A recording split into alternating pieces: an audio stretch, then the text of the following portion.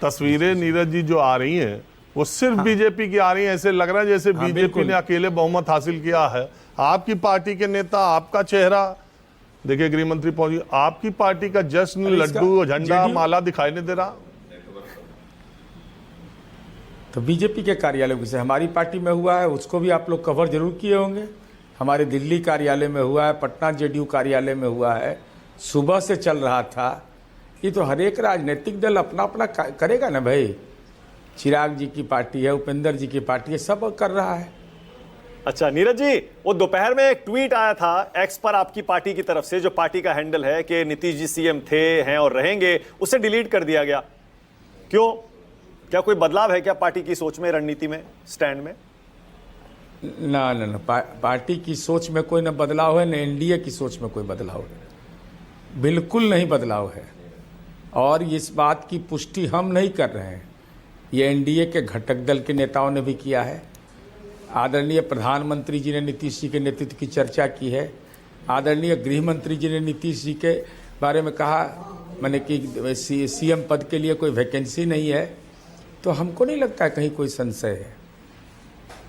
नीरज जी आप देखिए ना भाई, मैं तो अरे नीरज जी, मैं चाह रहा हूं आप कह दीजिए, थोड़ा सा आप ही कह दीजिए जो आप हमेशा कहते आए और दम लगा के कहते आए।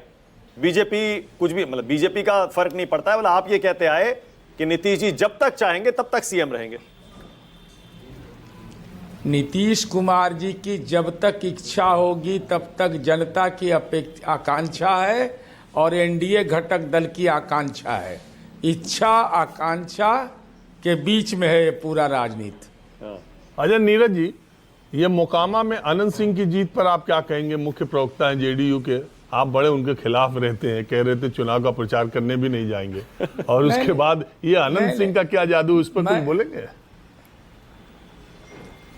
बिल्कुल, मैं किसी पर बोल सकता, मैं ऐसे सवाल पर कोई चुप्पी नहीं रखता हूँ। रीतलाल यादव के लिए अलग गोत्र है, इनके लिए अलग गोत्र है में नहीं।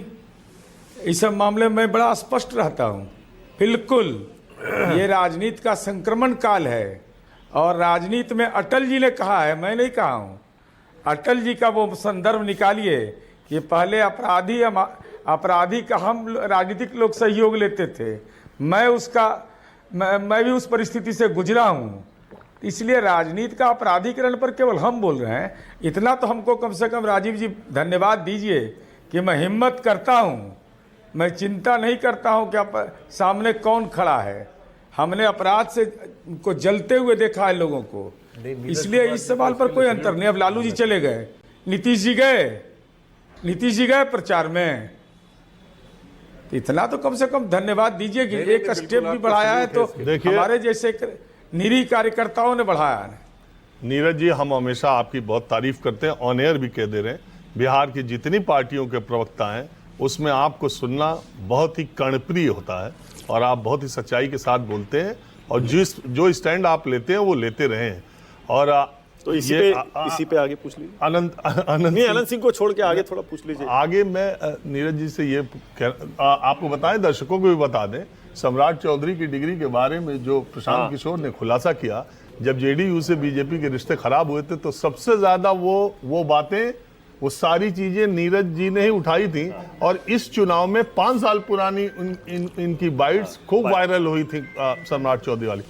तो नीरज जी, बात सिर्फ इतनी सी है कि नीतीश कुमार इतनी बड़ी जीत के साथ आए, अभी तक दिखाई नहीं दिए। सुबह से वो एक ट्वीट किए हैं पंडित नेहरू के जन्मदिन पर बधाई के।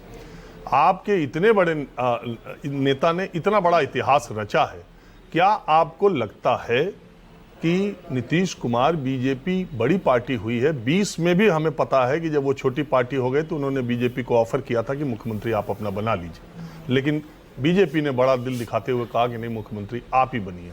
इस बार फिर बीजेपी ने उतनी ही सीटों पर लड़के आपसे इतनी सीटें, करीब करीब 7 सीटें ज्यादा पाई। आपको लगता है कि नीतीश कुमार अब ये कह सकते हैं या कह पाएंगे या कह देना चाहिए कि बीजेपी बड़ी पार्टी के तौर पर है? क्योंकि बिना जेडीयू के भी बीजेपी अगर चाहेगी तो बना ही लेगी, ये स्थिति है।